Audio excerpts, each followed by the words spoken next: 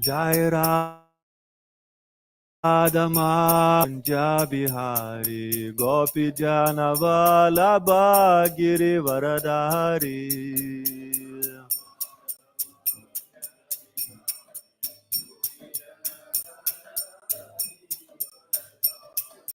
Yashodananchari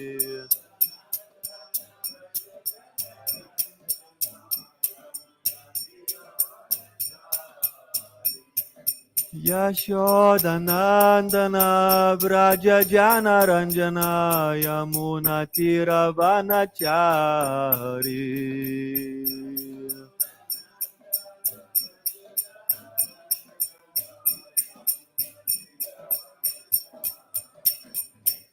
Jaya Radha Madhava Kunja Bihari Gopi Jana Vallabha Giri Varadari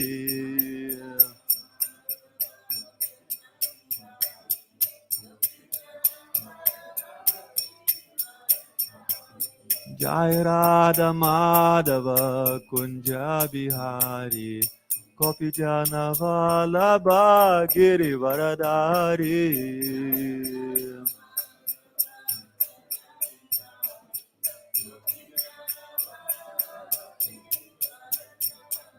Yashodanandana Braja Jana Ranjana Yamuna Tiravanachari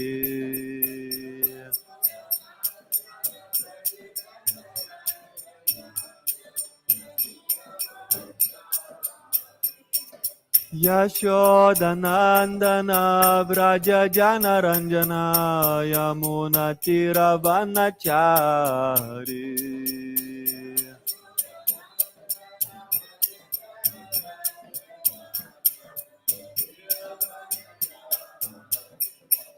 Jaya Radha Madhava Kunja Bihari Gopi Jana Vallabha Giri Varadari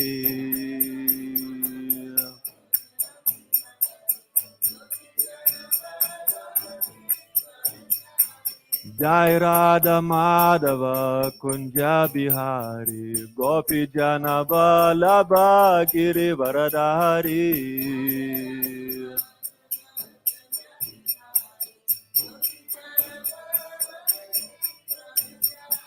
Yashodanandana Vraja Jana Ranjana Yamuna Tiravanachari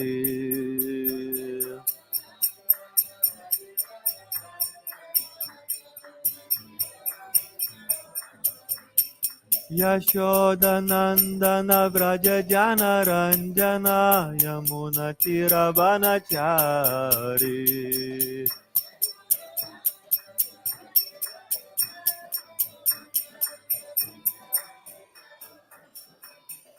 Jai Radha Madhava Kunja Bihari Gopi Jana Vallabha Giri Varadari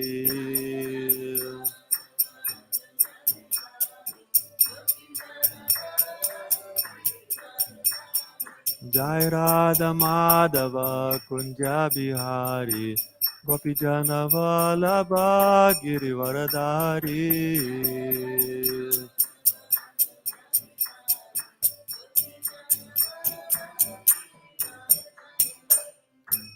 Srila Prabhupada ki jai, Grantara Srimad Bhagavatam ki jai, Nitai Gaura Premanande. Reading from Srila Prabhupada, abridged version Lilamrita. This is chapter entitled Struggling Alone. Shishikauda Maya Purusha Shiki Jai. Bhaktivedanta Swami was dressed appropriately for a resident of Vrindavan. He wore kantimala, neck beads, and a simple cotton dhoti, and he carried japamala, chanting beads, and an old chadar or shovel. His complexion was golden, his head shaven except for the shika in the back, his forehead decorated with a whitish Vaishnava tilak.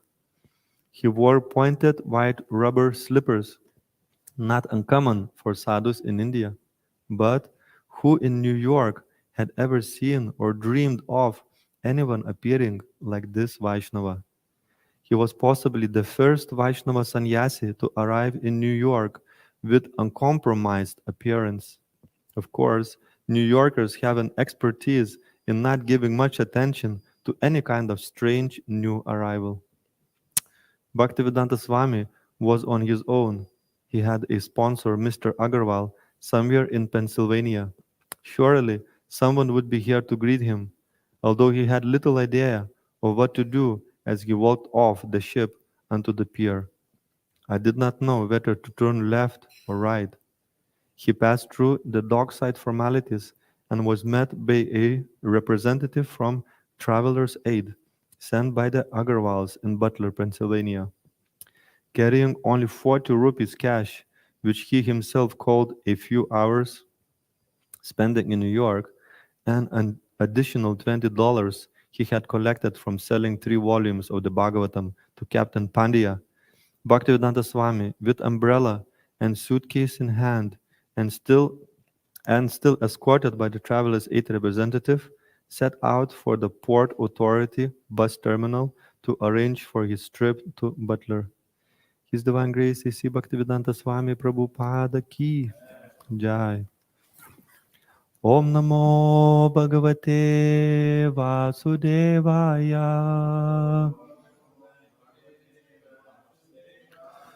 Om Namo Bhagavate Vasudevaya.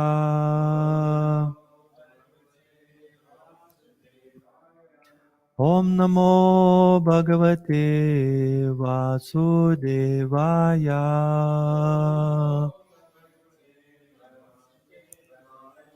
Reading from Grantaraj, Srimad Bhagavatam, Canto 6, Chapter 1, text number 56 and 57. Ayam hi shruta sampana, ayam hi shruta sampana, shila vrita gunalaya, shila vrita gunalaya, drita vrato mridur danta, drita vrato mridur danta, satya van mantra vich chuchi, satyavan mantra vich chuchi, guru agni atiti vridanam, gurvagnyatiti vridanam, shushrushur anahankar, anahankrita, shushrushur anahankrita, sarva bhuta suhrit sadur, sarva bhuta suhrit sadur, mita vag anasuyaka, mitavag anasuyaka, ayam hi shruta sampana, shila vrita gunalaya, dritavrato mridurdanta, satyavan mantra vichuchi, gurvagnyatiti vridanam, shushrushur anahankrita, sarvabhuta suhrit sadur, mitavag anasuyaka, ayam hi shruta sampana, shilavrita gunalaya, dritavrato mridurdanta, satyavan mantra vichuchi, gurvagnyatiti vridanam, Shushushur anahankrita Sarvabhuta Sugrit Sadur Mitavag Anusuyaka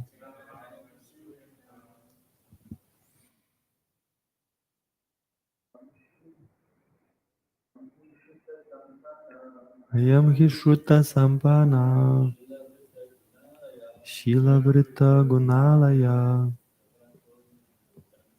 Dritabrato Mridurdanta Satyavan Mantra Vichuchi Gurvagnyatiti Vridanam Shushushu Anahankrita Sarvabhuta Sugrit Sadur Mitavag Anusuyaka Ayam Hishruta Sampana Shilavrita Gunalaya Didavrato Mridurdanta Satyavan Mantra Vichuchi Gurvagnyatiti Vridanam Shushrushur Anahankrita Sarvabhuta Sugrit Sadur Mitavaganusuyaka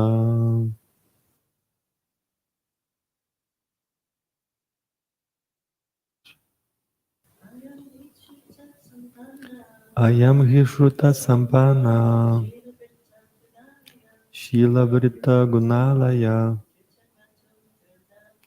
Dritabrato Mridurdanta Satyavan Mantra Vichuchi Gurvagnyatiti Vridanam Shushushur Anahankrita Sarvabhuta Sugrit Sadur Mitavaganasuyaka. I am this person known as Ajamil. He, indeed, Shruta Sampana, well educated in Vedic knowledge, Sheela, of good character, Vrita, good conduct, Guna, and good qualities, Alaya, the reservoir, Dridavrata, fixed in the execution of the Vedic injunctions, Mridu, very mild, Danta, completely controlling the mind and senses, Satyavak, always truthful, Mantravit, knowing how to chant the Vedic hymns, Shuchi, always very neat and clean, Guru, the spiritual master, Agni, the fire god, Atiti, guests, Vridanam, and of the old household members, Shushrushu, very respectfully engaged in the service, Anahankrita, without pride or false prestige, Sarvabhuta Sugrit, friendly to all living entities, Sadhu, well behaved. No one could find any fault in his character. Mitavak, talking with great care, not to speak nonsense. Anasuyaka, not envious. Translation and purport by His Divine Grace A.C. Bhaktivedanta Swami Prabhupada Ki Jai. In the beginning, this Brahmana named Ajamil studied all the Vedic literatures. He was a reservoir of good character, good conduct, and good qualities. Firmly established in executing all the Vedic injunctions, he was very mild and gentle and he kept his mind and senses under control. Furthermore, he was always truthful. He knew how to chant the Vedic mantras, and he was also very pure. Ajamil was very respectful to his spiritual master, the fire god, guests, and the elderly members of his household. Indeed, he was free from false prestige. He was upright, benevolent to all living entities, and well behaved. He would never speak nonsense or envy anyone. Purport. The order carriers of Yamaraj, the Yamadutas, excuse me, are explaining the factual position of piety and impiety, and how a living entity is entangled in this material world. Describing the history of Ajamil's life, the Yamadutas relate that in the beginning he was a learned scholar of the Vedic literature. He was well behaved, neat and clean, and very kind to everyone. In fact, he had all good qualities. In other words, he was like a perfect Brahmana. A Brahmana is expected to be perfectly pious, to follow all regulative principles, and to have all good qualities. The symptoms of piety are explained in these verses. Srila Viraraghava comments that Drita Vrata means Dritam Vratam Stri Sangha Rahityatmaka Brahmacharya Rupam. In other words, Ajamila followed the rules and regulations of celibacy as a perfect brahmachari and was very soft hearted, truthful, clean, and pure. How he fell down in spite of all these qualities and thus came to be threatened with punishment by Yamaraj will be described in the following verses.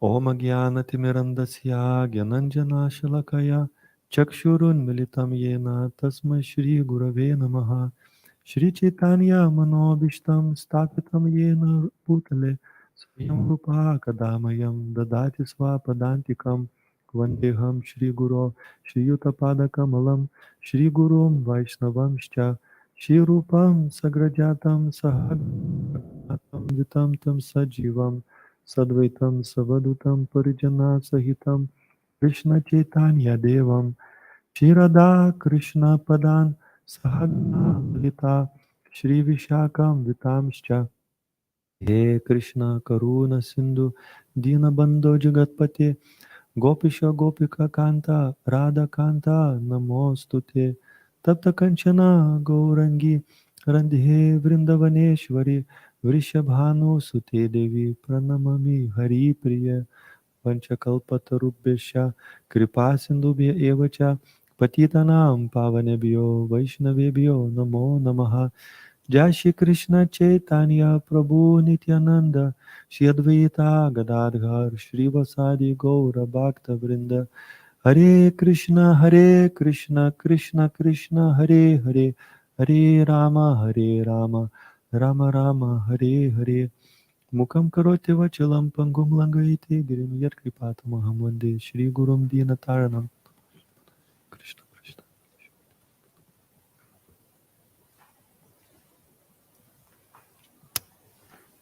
The translation again. In the beginning, this Brahmana named Ajamil studied all the Vedic literatures. He was a reservoir of good character, good conduct, and good qualities. Firmly established in executing all the Vedic injunctions, he was very mild and gentle, and he kept his mind and senses under control. Furthermore, he was always truthful. He knew how to chant the Vedic mantras, and he was also very pure. Ademil was very respectful to his spiritual master, the fire god, guests, and the elderly members of his household. Indeed, he was free from false prestige. He was upright, benevolent to all living entities, and well behaved. He would never speak nonsense or envy anyone.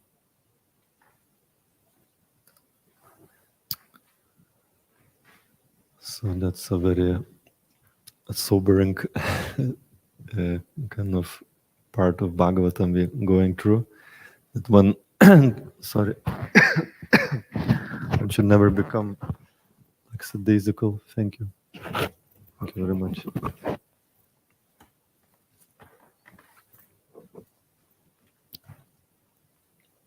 Uh,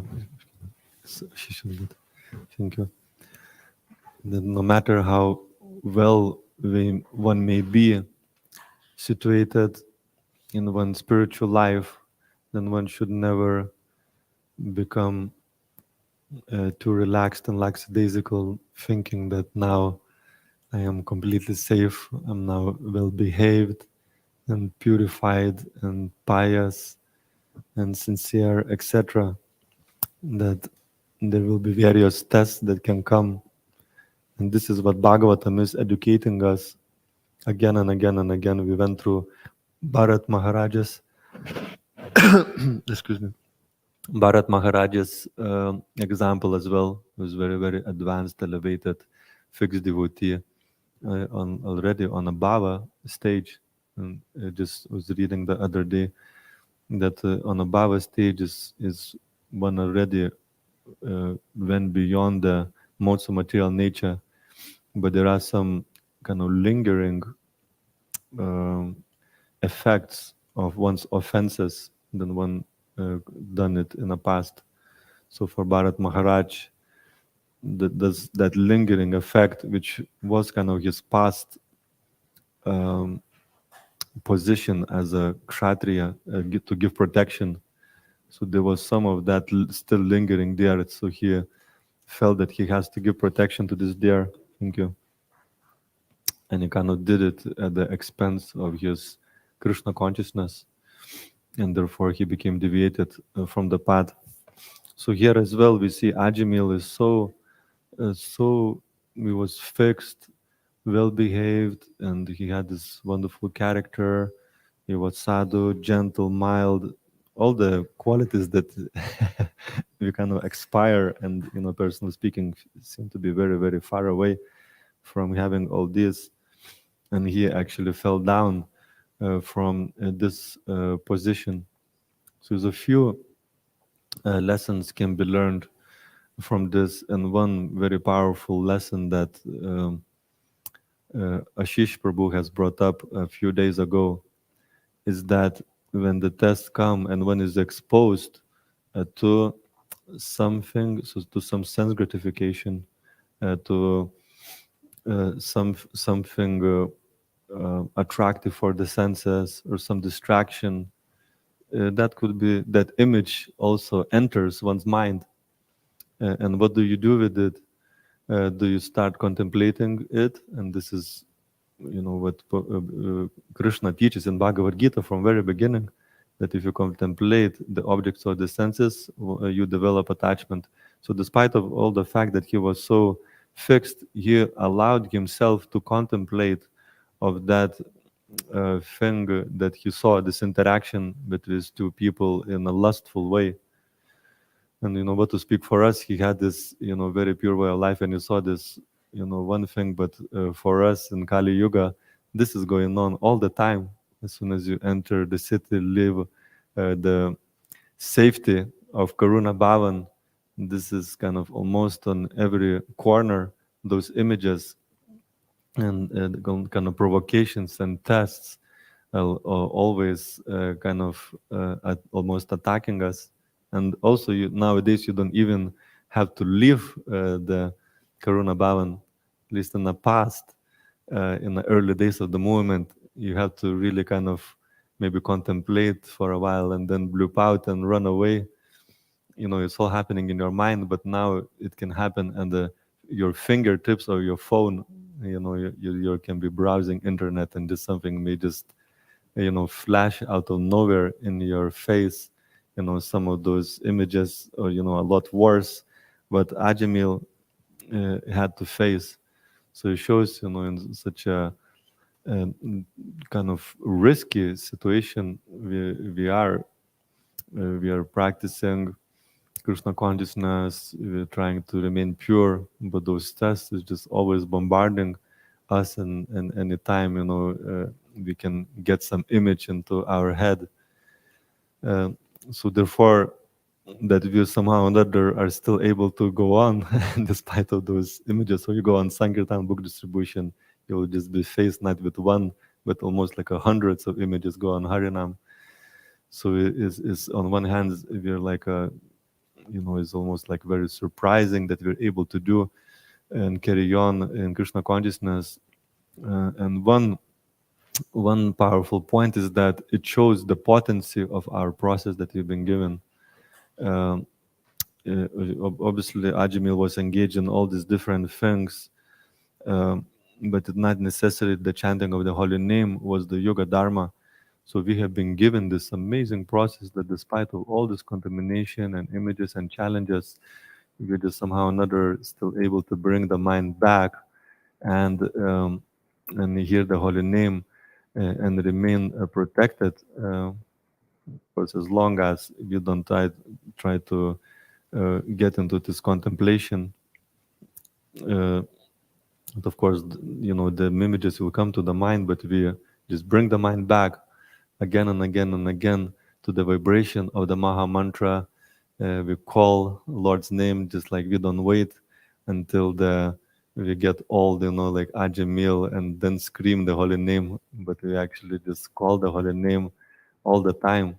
And it is very much recommended.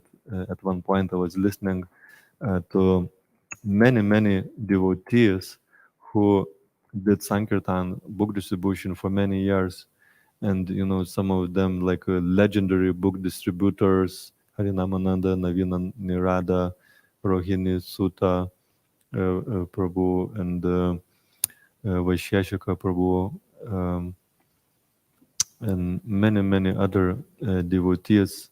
There is something in common. There is some general um, common advice that they give among many others, but this seemed to be like almost every single one of them, not maybe almost, I would say, every single one of them would say that when you're out there, just keep the vibration going, just keep chanting between the people, between your approach and the other person.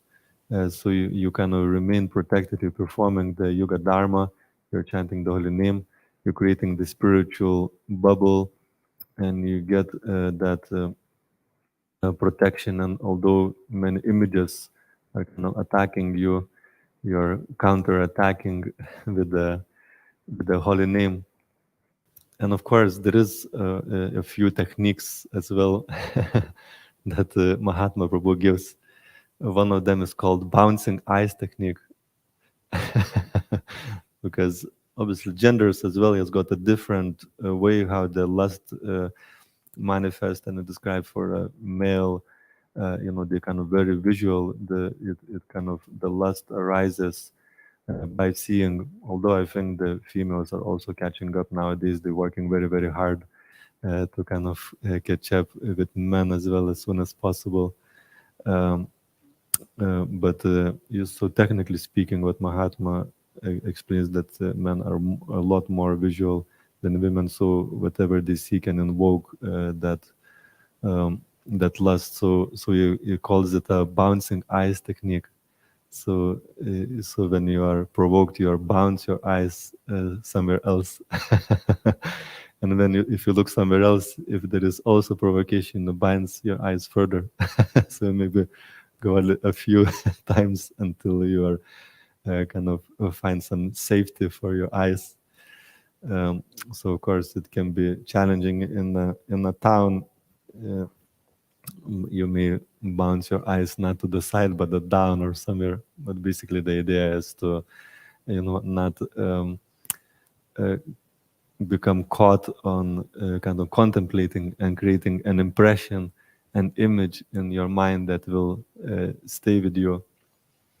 um, because there is also another principle that you may have got caught looking once, but don't look back to deepen your impression.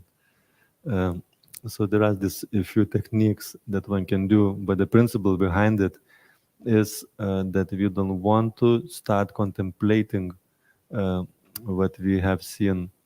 We may see in these different images, but we want to remember Krishna, remember the deities. So that's why this is a very significant moment in our day when the curtains open in the very morning for Mangalarati and for deity greeting. It's not an ordinary thing that is going on. We want to absorb our eyes in the beauty of Krishna, create a deep mental impression starting from the feet of the Lord and going up. Shishikodanitaya Maya Purushashiki Jai. This is perfect timing. So for we want to kind of record and register that sight of the Lord, because there is nothing more beautiful than the Lord. We just somehow or another lost that appreciation due to material contamination and lust, and we're trying to reawaken and revive that attraction to the Lord. And it's the same principle as well is there. If you contemplate the senses, you become attached, and that leads to various stages. We can also contemplate the appearance and the beauty of the Lord. There's so many wonderful descriptions given of Krishna in Lord Chaitanya, in the scriptures, in the Krishna book, in Chaitanya Charitamrita. So we have lots of information that we can fill our minds, and that's how we get immunized. Of course, just being going there in a town, that can be, even a little bit too late. We're actually preparing. We're sharpening our intelligence. We're sharpening our consciousness, purifying our consciousness, hearing about Krishna before we come out. So therefore, we're developing this higher taste, we're developing a certain degree of attraction and certain degree of at least that remembrance of Krishna in the mind. If you're able to somehow or another, or devotees also take a picture of their Ishtadev, Kodanitaya Maya Purushashi, you can print out and take a little picture and keep it under your board, and you can take shelter visually and remember. So the same principle of visual principle that is there can distract us. The very same principle of being visual, it can engage us and connect us and protect us if we remember. And also acharyas recommend when chanting japa and the holy name to also meditate on your favorite deity, or we have many pictures. We are very lucky and fortunate here in the temple. Wherever you turn your head, you will see a picture of Krishna, and that is opportunity to remember the name, remember the person whose name you are chanting. So that's creating a further impression. So all our life of devotee is to somehow or another deepen and create deep impressions in our life. So because we have this duty to go out and share Krishna consciousness, so we are kind of going out of that safety. But even as mentioned, being here, the various images from the past can enter your consciousness. You may be sitting down in japa and it looks like you're chanting very nicely, but your mind can be miles away. And this, there is also this principle, some devotee mentioned, maybe that's Prabhupada Prabhu, about going down the rabbit hole when the associations are so, and the mind is like, we have this, we may have a retreat this Saturday, not sure yet, called Train Your Monkey Mind. So the monkey, whoever has seen the videos or been to Vrindavan, they jump from one branch to another, and it can be like you can see this monkey is very far away, and you're walking with the bananas or with some fruit, and it just jumps from one tree and another in a matter of milliseconds. You may find yourself without bananas or without glasses. So this mind is such a monkey. You may be just starting to contemplate, something very innocent. I have the service that I have to do today, and then start to think about preaching and start to suddenly think about this person that you met, and then suddenly you just like are thrown back into some another person that you met before become a devotee and you had some relationship or something, and then suddenly you're just contemplating completely off track. You kind of the down the rabbit hole.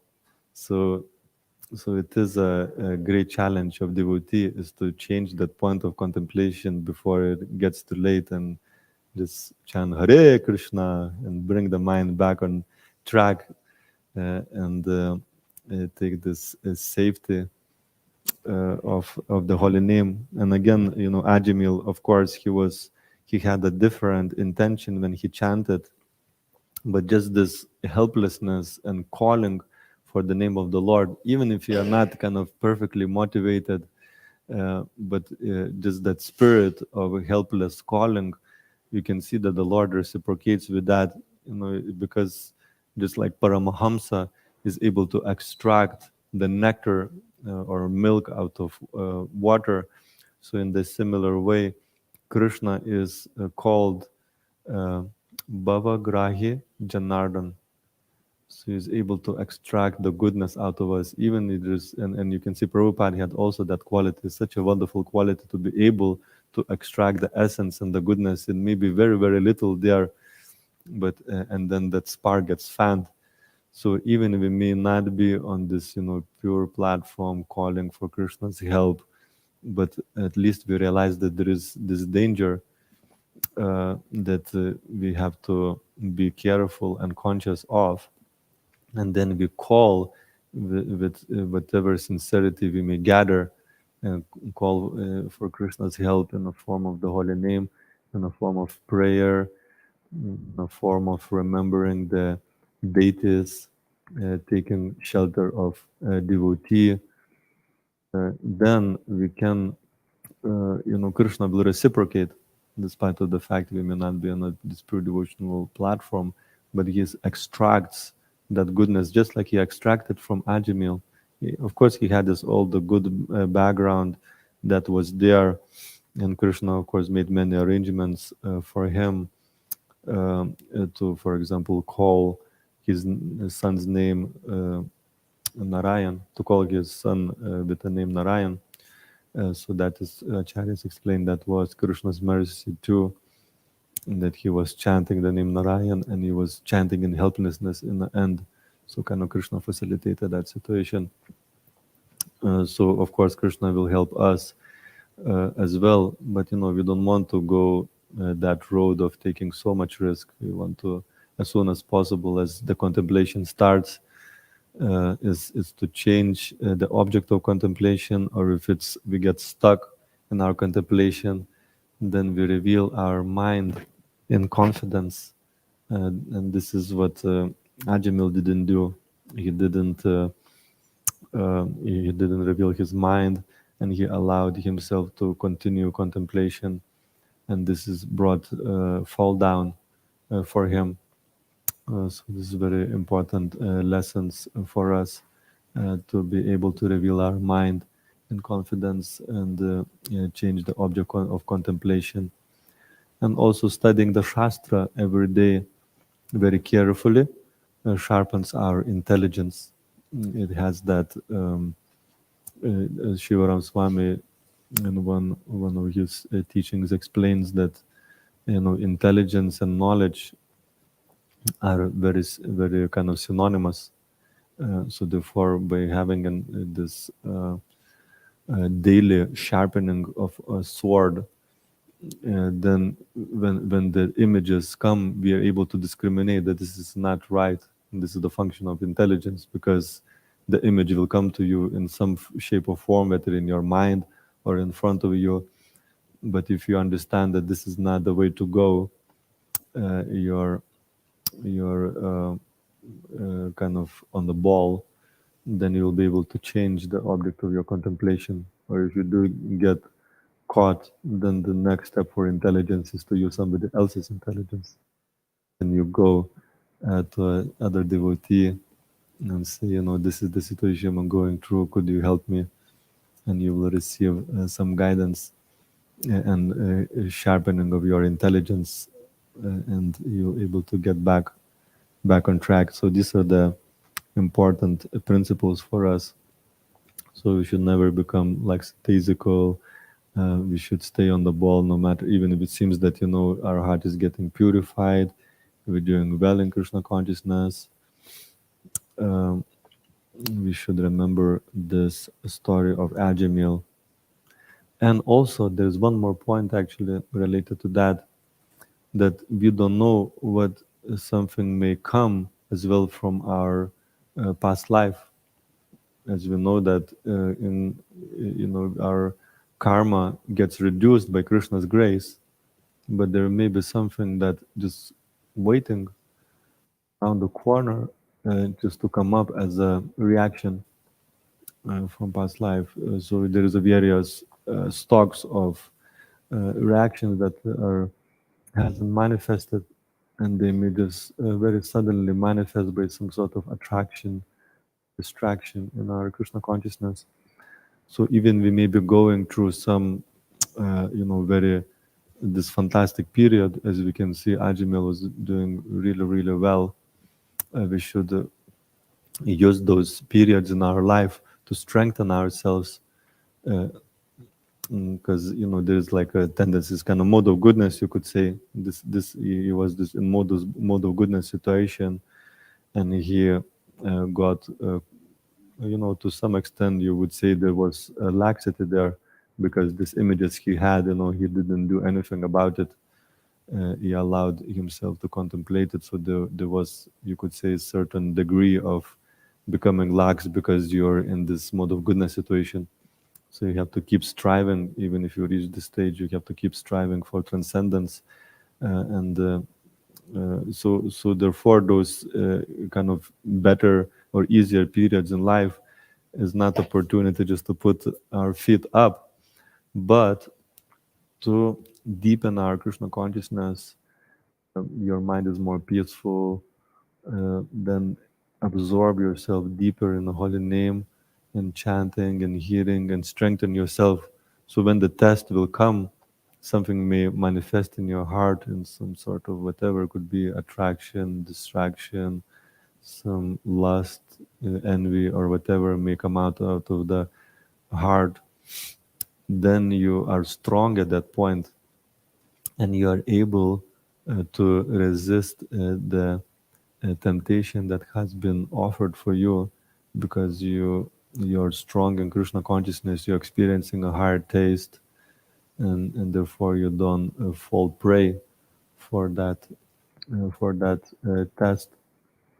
So yeah, there's something internal can come up as well. There's the external test and distraction, and there is this internal things that may come up to test us. But still, the medicine solution is the same. But there is also a quality as well to it, to be able to handle it. So, are there any questions or comments on this? Padre was earlier in the front. Thank you very much, Prabhu. You mentioned about sharpening your intelligence through, I think you said, like careful study of scripture. Mm-hmm. So could you maybe just explain the practical ways in which to actually study scripture, not just passively read? Is there more to do? Thank you. I think that's a very good question.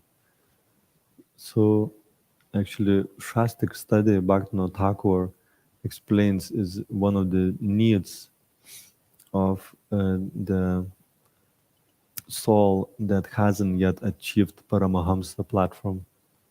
Because sometimes we can imitate transcendence too fast and too soon and neglect certain important needs.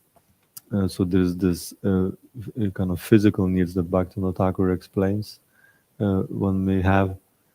So, you need to get a proper rest as well, because if you sit down to read when you're very tired, it'll be very difficult. You would start crashing out, and I've been guilty of this myself many times. I start falling asleep. And so there's a physical needs, and then there is also a certain emotional needs one has. social needs are there as well. Bhaktivinoda Thakur, and of course, sense that are there, but obviously want to associate with devotees. So by fulfilling various needs, we can also increase our ability and potency to be able to study. So you can use the social interaction for discussing Krishna consciousness and the things that we read, for example. And then there is some mental stimulation, Bhaktivinoda Thakur says, is required. We need to have something to focus on our mind, and that kind of thing. And then Shastic study. So you can see it's like a different layers of needs, the physical, moving to the emotional, mental, intellectual. It will be obviously different for different people, the amount of all this kind of fulfillment required. But Shastric study is one of those needs that stimulates your intelligence. So very, very powerful way to actually sharpen intelligence. And because the problem in Kali Yuga is that our minds are very dull. There's, personally speaking, not everybody's, but, this influence of uh, mode of ignorance and passion is very strong, that manifests in certain dullness when we sit down to study, or we are contemplating, the mind is overactive, it is thinking about everything else what we need to do. That's also can be there. So we sit down, we are either falling asleep or we are distracted to study. So one powerful way to kind of overcome this is to study with someone else, read together and then discuss what you read. So that kind of starts activating your mind. Those ideas and the things that you read starts activating and kind of cutting through your dullness. And various associations starts coming, just like we speak about contemplating objects of the senses, various types of associations and rabbit hole. You go down the rabbit hole somewhere.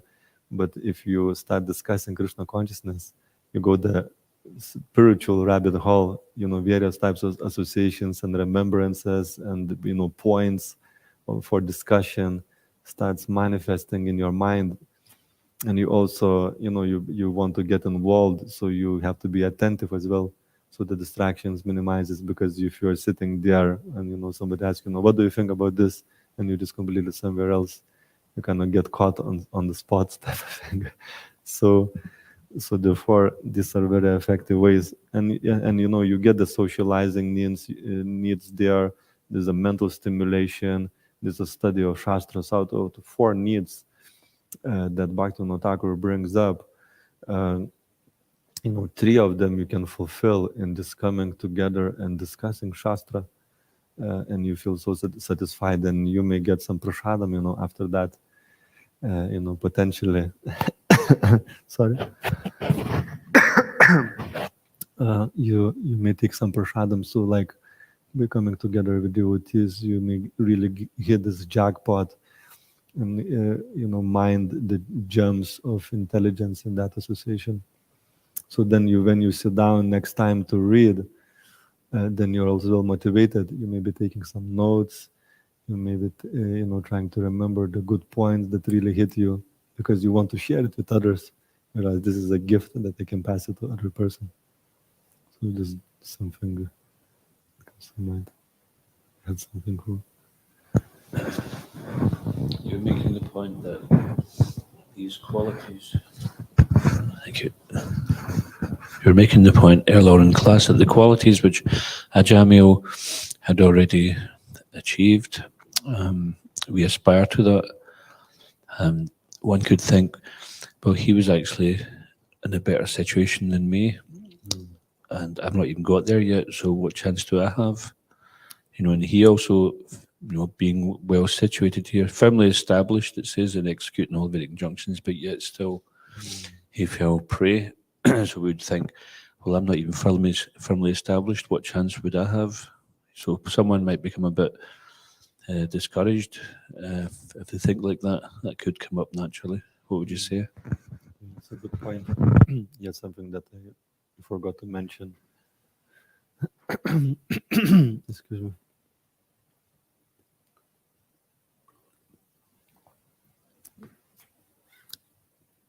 Yeah, there's one point that I forgot to mention is how, he was so well situated and he lost everything. But how this power of lust is so destructive that it leads from one thing to another, that all the background that you may have, pious background, it can just get lost in such a short amount of time when the lust completely bewilders you. It's described in Bhagavad Gita that one loses one's intelligence and falls back into material pool again. Excuse me. So, and that's why, sometimes people wonder when they say, that non-devotee doesn't have any good qualities. It's not in a sense that they may not be, there may be some piety, that those qualities are there. But unless one moves to the transcendence, those qualities, they are firmly fixed, because there's a, if you're just on a platform of piety, on a mode of goodness, those qualities are not steady. Therefore, they can be lost at any moment. And this is why, you said, when the saintly person says non-devotee doesn't have any good qualities, it's just looking a long term, because as you can see, Ajamil had those qualities, but just like in a short amount of space of time, all was lost, become a thief, rogue, like, all sorts of things, and the other prostitute, everything got lost. So when the person looks into this situation, it doesn't look like, today this person, showed some compassion to someone, acted in a mode of goodness. Is looking long-term vision. Pure devotee is a trikalagya. So he sees that this can be lost at any moment by the influence of lust, and that shifts to the mode of ignorance and etc. So that danger is there to lose everything because of this material influence. So therefore, one has to become fixed and focus on the transcendence. And you can see as well some weak points that Ajamil did. So despite of the fact he was very well situated, and we may not be on that platform, if we are very aware of the pitfalls that made Ajamil fall down, then we can take care. And that is, again, the significance of studying of Shastra. There is so many pitfalls practically every day, and every pastime is illustrating for us of what not to do. Of course, there's many things of what to do, but there's many pitfalls. Practically every single possible pitfall is there in the Shastra for us to learn from. So this example that he fallen from very elevated position, it should not discourage us, but it should point to the weak points. Just like with Bharat Maharaj, he got distracted, become like a sentimentally attached to the deer. In the same way, for us, is here to learn from Ajamil that, don't contemplate if something enters your mind, reveal your mind, have a trusted person. That means, one lesson is that you need to have a trusted person.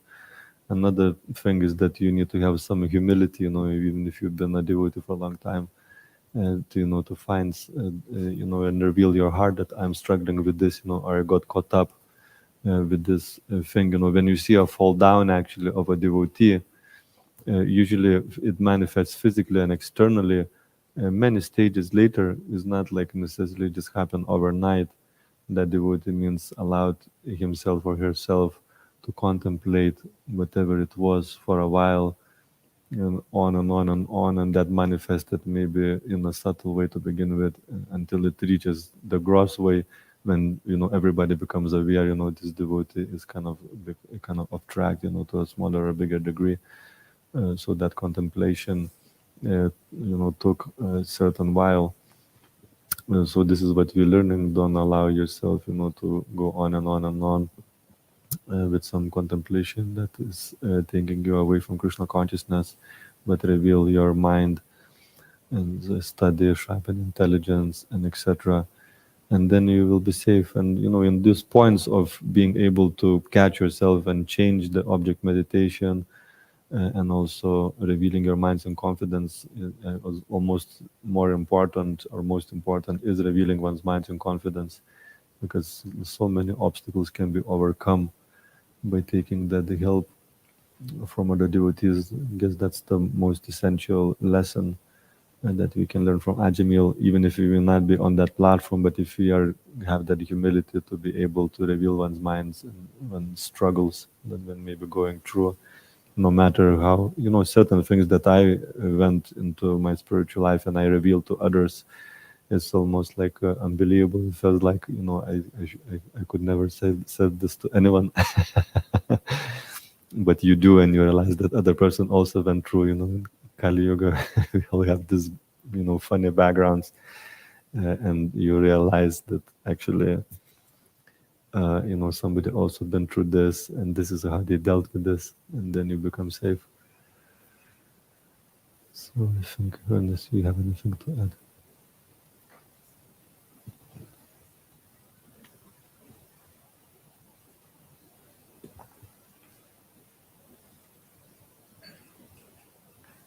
Raghunatha bathrooms.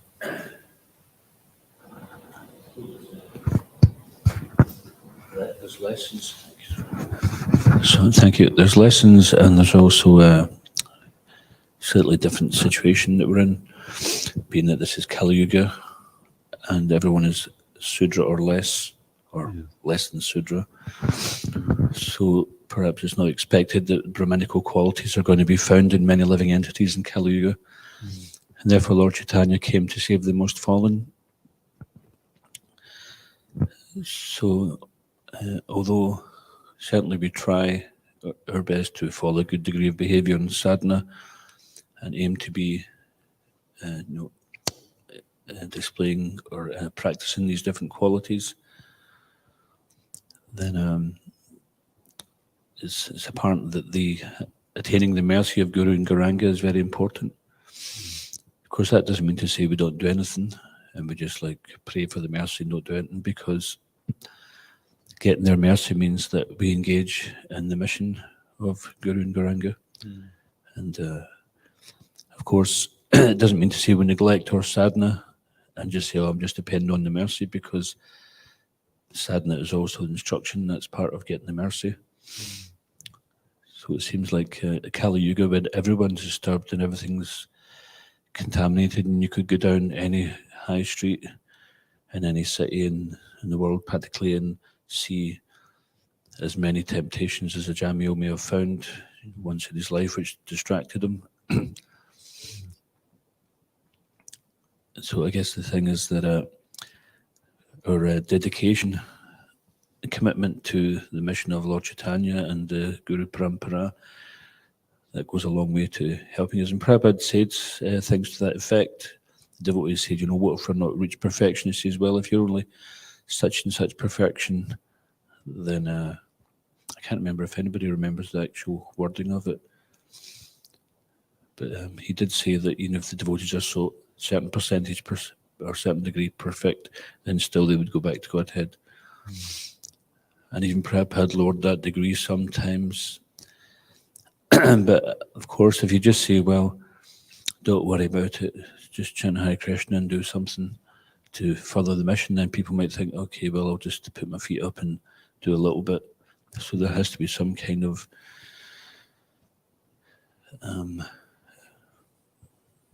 impetus to aim for something higher. And of course, we see later on that Ajamil, he did atone and he got on a path of rectification. So it may well be that we have to go on a path of rectification more often in Kali Yuga. Every day is a path of rectification, practically. That's true. Thank you.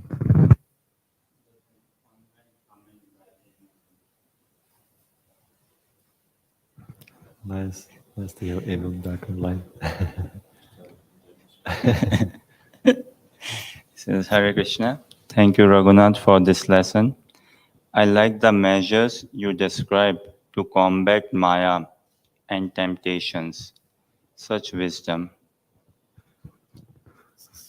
Wisdom is coming from here. Staviyar Srila Prabhupada ki jai. Grantaraj Srimad Bhagavatam ki jai. Nitai Gaura Premanande. His Grace Raghunath Bhatta Prabhu ki.